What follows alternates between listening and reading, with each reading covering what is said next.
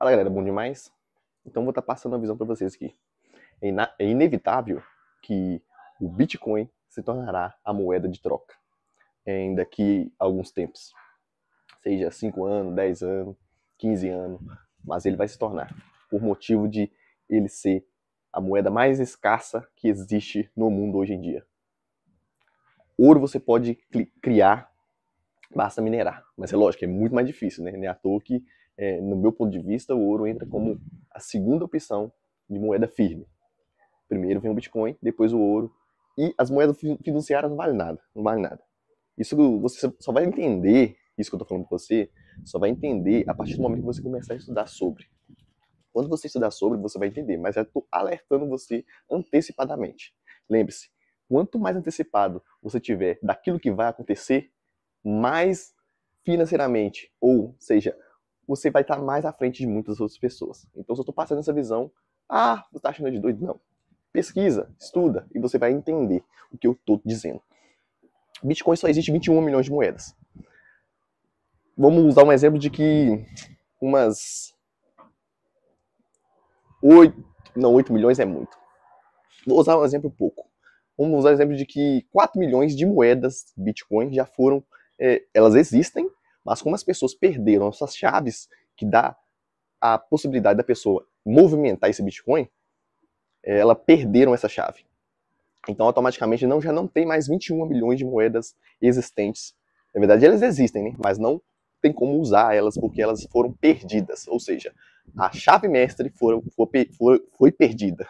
Então, elas não têm como ser movimentadas. Mas ao restante, sim. O restante, sim. E por que eu te falo com você que o Bitcoin vai ser a moeda de troca? Já está sendo, mas vai ser mais ainda, assim como você vê essas moedas fiduciárias. Essas moedas fiduciárias e o ouro também, como são movimentadas. Porque simplesmente ela é escassa. Bitcoin é escasso. Bitcoin existe 21 milhões de moedas. Mas um Bitcoin vale 100 mil dólares. Como que eu vou movimentar isso? Bitcoin também tem 8 casas decimal depois do 1. Ou seja, 1,0000. 8 casas depois da vírgula. Então, que se chamam satoshis, né? Então você consegue movimentar um satoshi. Lógico que hoje em dia ele vale menos que um centavo. Um satoshi vale menos que um centavo, por enquanto. Então você tem como movimentar assim como se movimenta real, entendeu? Dólar, tem como você movimentar ele, entendeu? Então, por causa dessas 8 casas decimais também vai ser fácil a transferência de uma pessoa para outra. Assim, quando ele estabilizar mais ainda, como ele já está estabilizando. Não é à toa que ele nem tem muita valorização em comparação a antigamente. Então, é inevitável que o Bitcoin em si vai se tornar a moeda principal do mundo. Lembrando que é do mundo. Então, todos têm poder de comprar e vender Bitcoin. Porque ele é descentralizado. Nenhum governo, nenhuma entidade tem poder de parar o Bitcoin. Até porque ele é descentralizado. Então eu consigo movimentar para você, passar a moeda para você, assim como você passa o seu real, o seu dólar para outra pessoa. Governos não têm, os bancos que a gente usa não é intermediário de Bitcoin. Tem como a gente comprar Bitcoin P2P e vender Bitcoin P2P, fazer trocação normal, sem que haja um terceiro para movimentar essa transação, entendeu? Então é inevitável, isso é um pouquinho só que eu tô falando para você, se você entender, é inevitável que o Bitcoin vai ser a moeda de troca. Por motivo simples de que o governo não vai ter poder nenhum em cima deles. Entendeu? Pessoa para pessoa. Eu vou comprar coisa, você passar com Bitcoin, com Satoshi, né? Porque o Bitcoin vai ser uma unidade, então vai ser muito mais de 100 mil dólares, né? Mas o Satoshi em si. Então, o Bitcoin preserva o poder de compra. O Bitcoin preserva o poder de compra. Moedas fiduciárias não protegem o poder de compra. Elas sempre desvalorizam. Em comparação ao Bitcoin, elas sempre desvalorizam. Principalmente, né, um dos nossos aí, real. Vale nada. Vale nada. Então, a visão que eu tô passando para vocês é esse sentido. Talvez eu faça um vídeo mais falando sobre, mas é só você parar e estudar um pouquinho sobre Bitcoin. Sobre como isso vai funcionar. Como isso vai se dar no mundo. Não é à toa que eu passando mais uma visão. O governo que si já está comprando, né? Os governos já estão comprando, empresas que já entenderam o que é Bitcoin.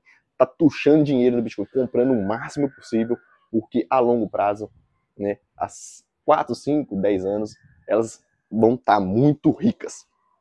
E aqueles que têm também vão estar. Mas o intuito do Bitcoin em si o intuito do Bitcoin é facilitar, guardar o poder de compra e movimentação entre pessoas, sem intermediário. Até tem o Michael Saylor, que possivelmente esse cara deve estar fazendo um banco de Bitcoin. Ou seja, ele está comprando Bitcoin toda semana praticamente. Ele já tem mais de meio milhão de Bitcoin, ou seja, 500 mil Bitcoin ele já tem, a empresa dele já tem. Então, possivelmente, esse cara está criando um banco, que depois, mais à frente, ele que vai ser o banco que vai distribuir satoshis para as pessoas. Lógico, um valor que cada um deve pagar.